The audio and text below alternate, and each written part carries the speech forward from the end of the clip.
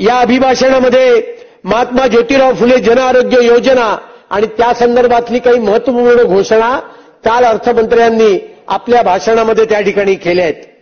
आता या राज्यातल्या प्रत्येक व्यक्तीला, मग त्याचं रेशन कार्ड केशरी असेल, दारिद्र्य रेषेच्या खालचं असेल किंवा पांढरं रेशन कार्ड असेल, त्या प्रत्येक व्यक्तीला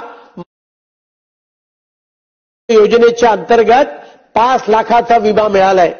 मी या निमित्ताने 2 मागण्या करतो.